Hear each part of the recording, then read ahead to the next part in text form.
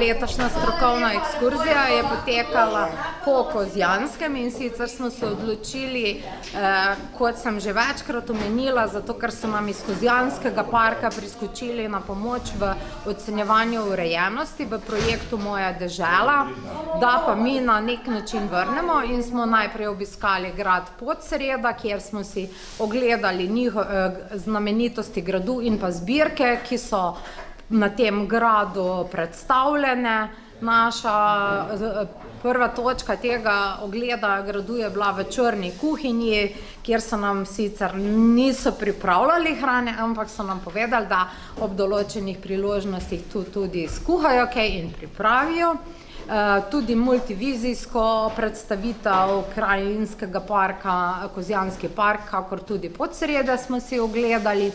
In pa potem iz gradu nadaljevali na mlin Kukovičič v Podsredi, kjer mlejejo žito. Ta dan, ko smo bili mi na obisku, so ravnokar mleli piro in pa tudi to moko potem prodajajo. Zraven tega imajo pa še ekopridelke, tudi domače marmelade, domače testenine, potem moka, ki iz tega mlina se pač uporabi in pa naprej proda. Hkrati pa smo imeli tudi degustacijo 4 vrst kruhov, vse moke iz domačega mlina z različnimi namazi, marmeladami, čili omako oziroma domači ajvar, potem čemažev namaz. In pa nadaljevali smo v Vinotoč Gruska, Mramor, ki imajo zraven Vinotoča tudi turistično dejavnost. Zvedeli, da se mlad gospodar ukvarja s 35.000 trtami in pa tu preživeli kar prijetno druženje ob degustacijah domačega vinčka in pa tudi potem še na koncu na ogledu kleti, ki je sodobno opremljena, ter za zaključek pač z večerjo zaključili v Brežicah v pivnici Reset ob kozarčku vinčka, ne vinčka, ampak piva.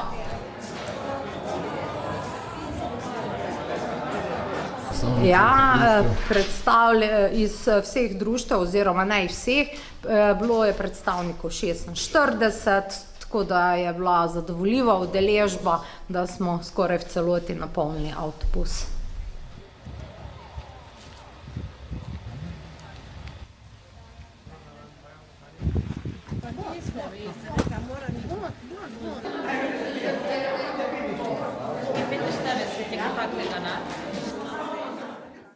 Pozdravljeni na gradu Podsredo, moje ime je Tara in vam bom naš grad zdaj na kratko predstavila. Naredili bomo en uvod, nekaj dejstev, par zanimivosti, potem pa vas bom povabila, da se sami odpravite po gradu in ga še tudi sami malo raziščete. Zdaj, kje se nahajamo? Nahajamo se na ozkem skalnem pomolu na Tisovcu, na nadmorski višini 475 metrov. Verjetno ste tudi videli, da smo sredi teh čudovitih bukovih gozdov. Zato je tudi tukaj bilo zelo ugodno območje za steklarstvo. In ena izmed razstav, ki jo boste videli, je tudi prikaz glažut na tem območju od 18. do 20. stoletja. Tudi v tisti sobi si boste lahko pogledali tak kratek filmček zanimiv o tej obrti na tem območju, ki je tudi omembe vredno. Grad sam pa je bil pozidan v 12. stoletju, bolj natančno leta 1150. Grad so pozidali krški škofje, oziroma krška škofija.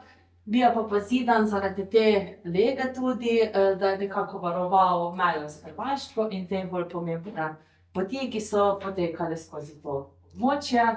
Zdaj, zaradi te naravno zavarovane lege niso bili potrebni ne obrambni ali ne dvižni mostovi, kot vidite, in tudi ta grad ni bil nikoli napaden med turškimi vpadi v nemškimi upori. Malo so ga prizadeli potresi in pa požari, ampak načeloma je kar dobro opravljal svojo funkcijo, katera pa je bila v bistvu nekako varovanje.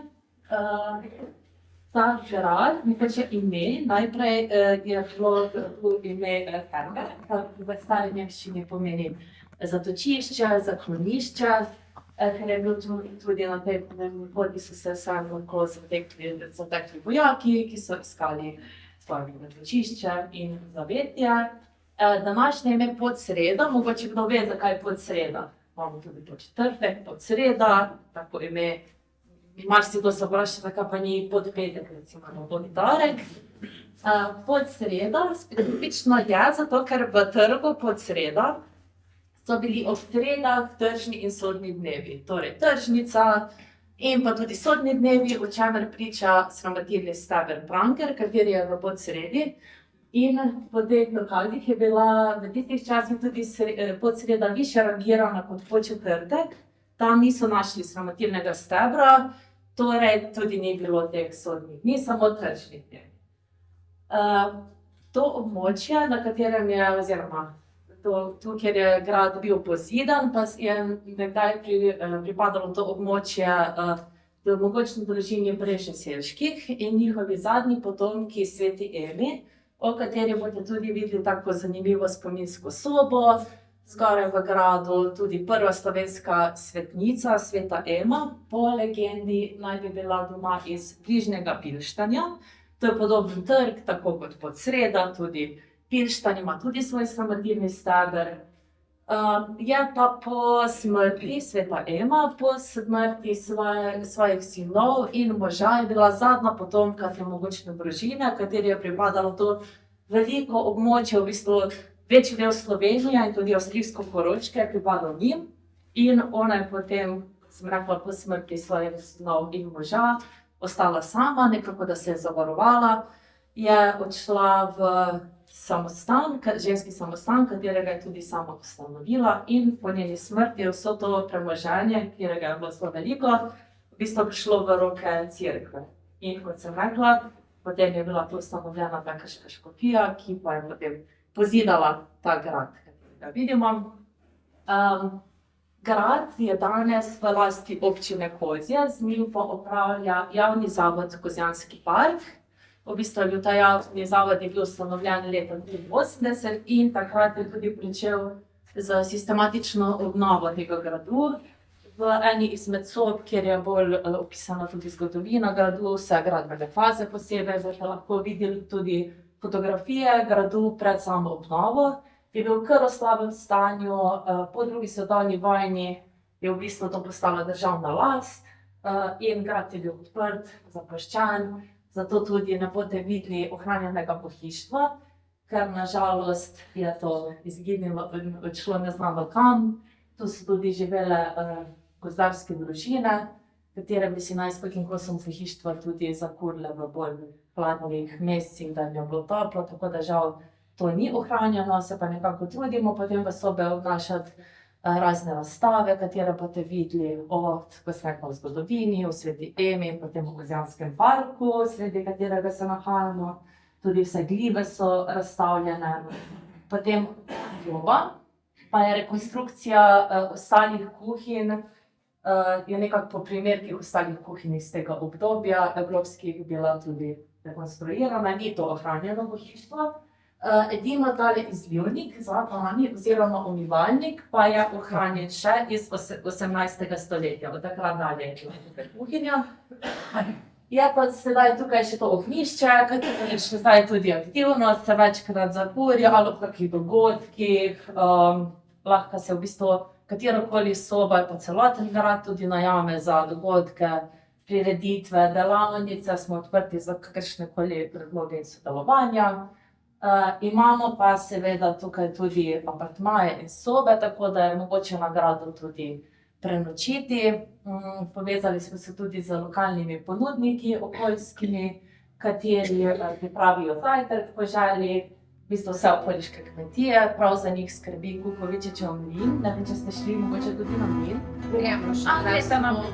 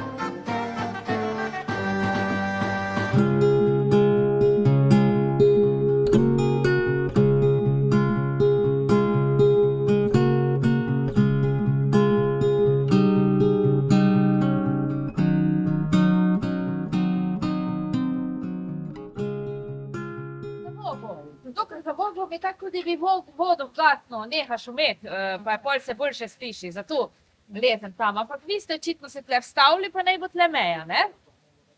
Lepo dobrodošli v Požredi na Kukovičičevem mlinu. Midva z možem sva leta 2014 obnovila mlin in ga spravila nazaj v pogon. Je pa drugač mlin star 500 let približno, ni neke fiksne letnice. Pa glih toliko je stara hiša, ampak ko je prišla elektrika, industrija, pa te malo modernejše stvari, so se te stare stvari začele opuščati in glih tak tega tašča potem več nista mogla vzdrževati, tako da je vmes enih 15 do 20 let miroval, oziroma bil pokvarjen, tisto, kaj je bilo treba šrotati ali pa kaj se je zmlelo na elektriko in je počasi propadal. Midva pa tudi čiste prvo, ko sva se nekako spoznala, nisma imela posluha, da imate prvo te staro bajto rihtala, pa pol kaj druga, ne? Tako da je v bistvu tam zrasla nadomestna gradnja za ta kulturni spomenik, ker tu pač nič ne kmeš, tukaj država vedno žuga z neki, pa to mora biti tak, pa to mora biti tak. Zdaj se sicer lahko pohvalimo, da je hiša takšna, kot je bila, vse, kaj je moderno noter, je v bistvu par lučk, vsaka soba ima luč, pa kuhna ima eno pipo, to pa je tudi vse, kaj je modernejšega. Tako da je taka, ko je bila. Tašča je v bistvu lani do oktobra noter živela, zdaj nam je nažalost zbolela, pa ne more več biti sama, drugače je bila pa do lani hiša skozi nastanjena. Prej sicer je bilo veliko otrok, ne, tle smo imeli pri tej hiši 7 otrok, pa ata, pa mama, pa dedi, pa babi, tudi te so bili stalni prebivalci, vedno je tudi kakšna sestrična prišla, ko je mož doma jezil, ker tle je bilo vedno jest, ne, žgancev pa kruha je bilo, tako da nekako bi bolj skozi pršel. Zdaj si mi težko predstavljamo, kak je bilo včasih, ko ni bilo jest, ko imamo vsega polno radi, ne. Ampak voda nam kar dela preglavice, glih zmanjkajo, ne, je pa velikrat gre čez.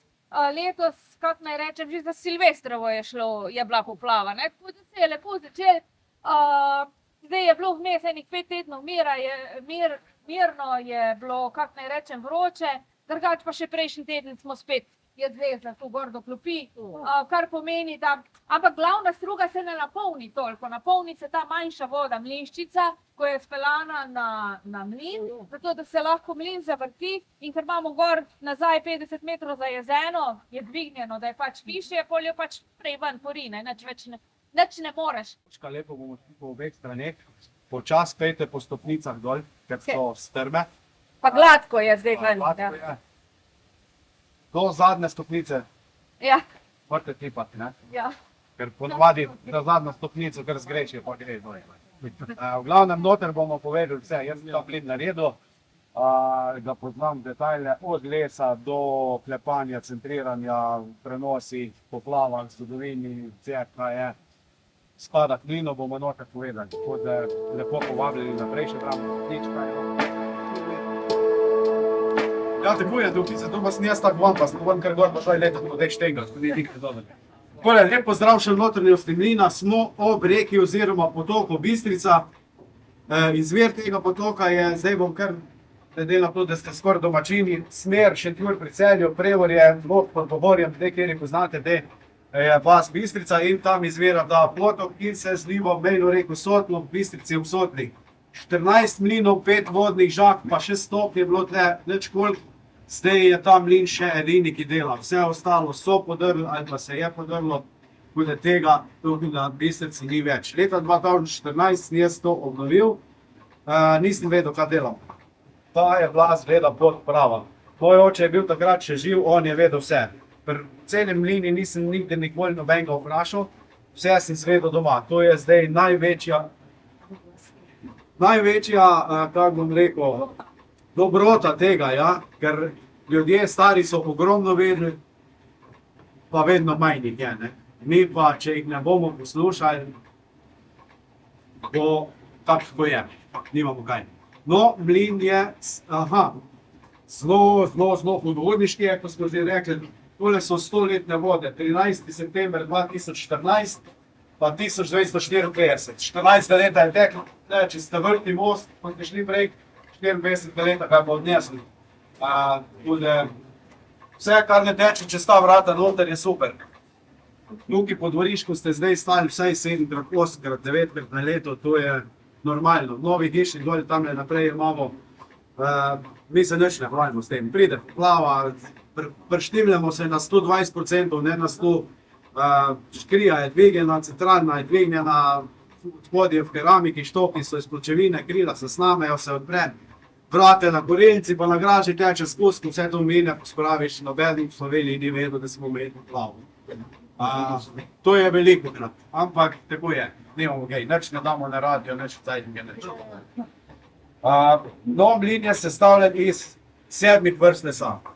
Zunanja konstrukcija, notranja os, notranje kolo, pa zunanje, to je vse iz hrasta. Sobniki na notranjem kolesu so iz akacije. Potem je železna os, ki je nabita v leseno, mi rečemo štekelj, ki je z obroči obdan, se vrti na sredici hruške. To je šulek, firkant, ven očagan, vstavljen noter v hrast, poletnica zglobljen in služi kot ležaj. Da se gor vrti ta štekelj, isto na zunanji strani. Potem gre preslica gor, to je tale zadeva. Preslica se vrti od spodaj na kugel agro, ta štanga gre skozi, še ta štang podni. Preslica je iz drena, to je najtrši les v tem mlinu, ker se zavrti največkrat, ima najmanjši vid. Potem gre štanga tu skozi, se rekel čez spodnji, pa ta spodnji kamen, ki je statičen, zgornji se vrti. Na sredini tega spodnjega kamna, tlele okolje luknja 20 cm tu noter, 4 cm gleda tega ven. Ta luknja je zafilana z letom brest. Brest je narasti suh, to je taka puša brest noter. Brest je narasti suh, se ne širi, se ne krči in prepih je tle in vlaga in ostaja to vedno enako, da se to lepo suče, pa nič nam skozi ne leti dol. 31. marca 1917. Tu imamo vse napisan, v glavnem nikoli ne gori les takrat.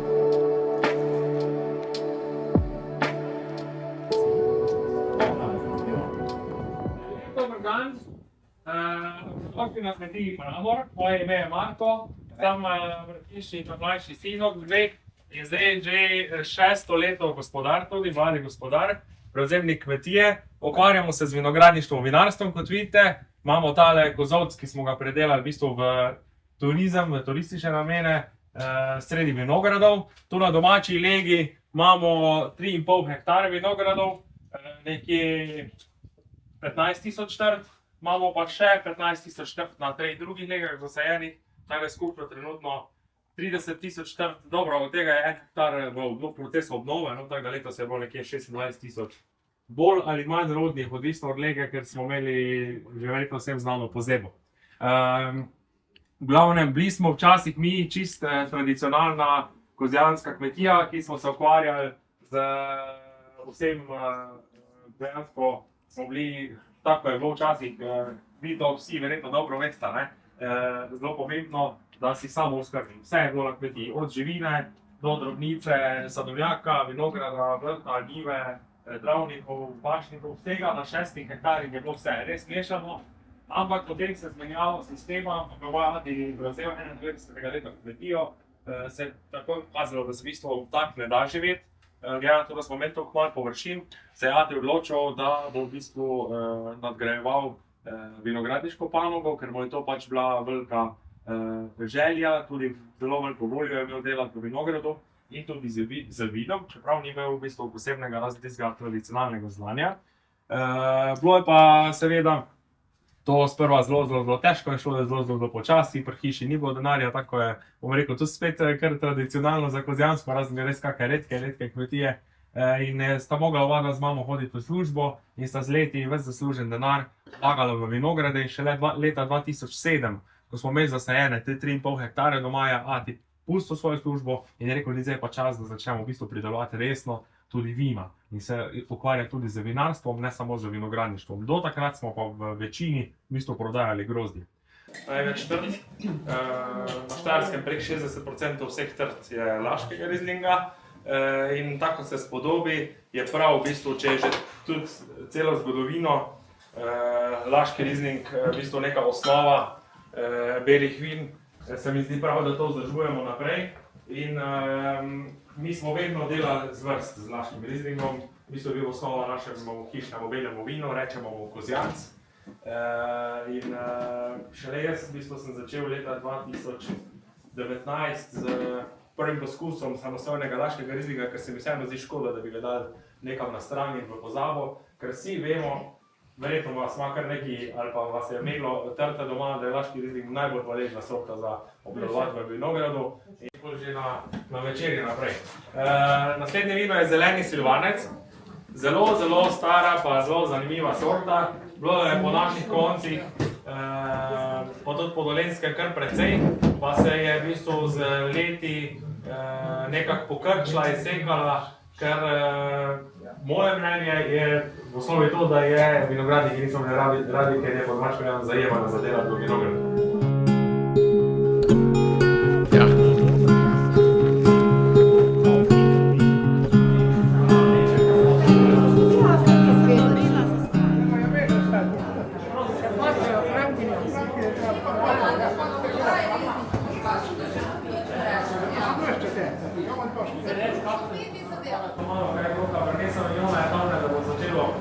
Prvo bomo pa trop postopili, tole noč se paca žametna črnina, tam je modra brankinja, v glavnem do tega tedna ni bilo močic, če ste opazili.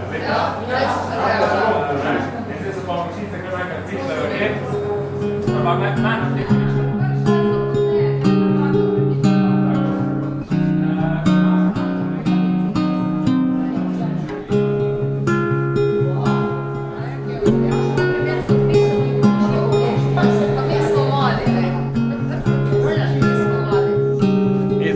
Se lagajte še bolj tjaga. Prečke pa še. Hvala, da ko vidi, da ga moram. Hvala. Kar pojde tja še.